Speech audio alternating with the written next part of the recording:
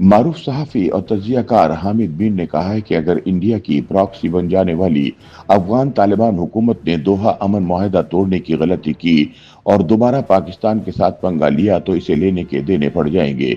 उनके मुताबिक पाकिस्तान ने रूसी और अमरीकी फौज की तरह अफगानिस्तान में घुसकर कोई फौजी अड्डा कायम नहीं करना, बल्कि वहां पाकिस्तान दुश्मन दहशतगर्दों के अड्डे तबाह करने हैं। हामिद मीर कहते हैं कि अफगान तालिबान ने 2020 का दोहा अमन मुआहदा तोड़कर काबुल पर कब्जा कर लिया था और फिर अबूरी हुकूमत बना ली, लेकिन अगर 2025 का दोहा अमन मुआहदा तोड़ने की गलती की गई तो अफगान हुकूमत को लेने के देने पड़ जाएंगे। रोजनामा जंग के लिए अपने तजिए में हामिद मीर कहते हैं कि सिर्फ 5 साल में क्या से क्या हो गया। 5 वर्ष पहले इमरान खान पाकिस्तान के वजीर आजम थे और अशरफ गनी अफगानिस्तान के सदर थे। आर्मी चीफ जनरल कमर बाजवा और ISI के सरबराह लेफ्टिनेंट जनरल फैज हमीद ने अफगान तालिबान को अमेरिका के साथ मुज़ाकरात पर राजी किया। अशरफ गनी इन मुज़ाकरात के खिलाफ थे, लेकिन 29 फरवरी 2020 को कतर के दारुल हुकूमत दोहा में अमेरिका और अफगान तालिबान ने एक अमन मुआहदे पर दस्तखत कर दिए। इस मुआहदे के तहत 10 मार्च 2020 से सीज फायर हो गया। अमेरिका समेत नेटो ममालिक की फौज अफगानिस्तान से वापसी पर राजी हो गई और तालिबान ने वादा किया कि वो फौजी ताकत के जरिए काबुल पर कब्जा नहीं करेंगे। हामिद मीर याद दिलाते हैं कि दोहा अमन मुआहदे पर पाकिस्तान की हुक्मरान अशराफिया ने फतह के शादियानी बजाए और इसे पाकिस्तान की बहुत बड़ी कामयाबी करार दिया। तब मैंने इस खदशे का इजहार किया था कि अफगान तालिबान काबुल का घेराव कर चुके हैं और मगरबी अफवाज की वापसी के बाद न सिर्फ काबुल पर कब्जा कर लेंगे बल्कि पाकिस्तान को भी बहुत टफ टाइम देंगे। चंद रोज बाद 15 अगस्त 2021 को तालिबान ने काबुल पर कब्जा कर लिया।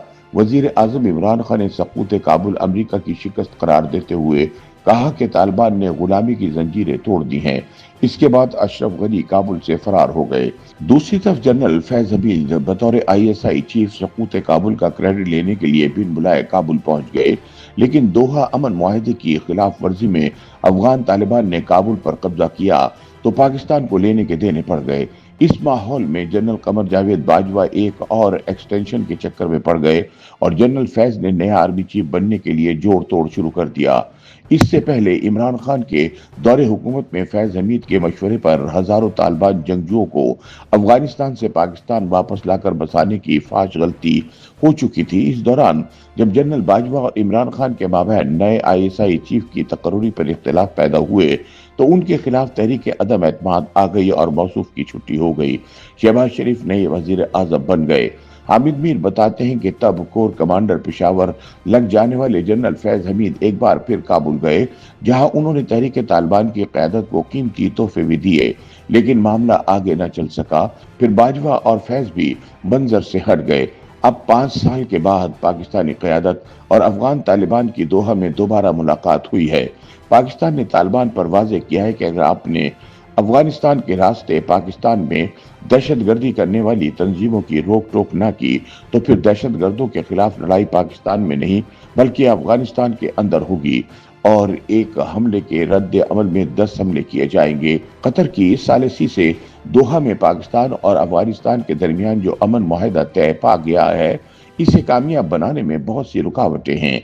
अफगान तालिबान और पाकिस्तान की हुकूमत के दरमियान अदम एतमाद इंतहा पर है। पाकिस्तान में अफगानों को बुरा भला कहा जा रहा है और अफगानिस्तान में पाकिस्तानियों को गालियां दी जा रही हैं।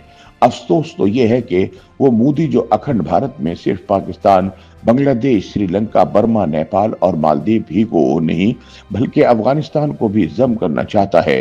अफगान तालिबान को अपनी गोद में बिठाकर पाकिस्तान के खिलाफ धमकियां दे रहा है।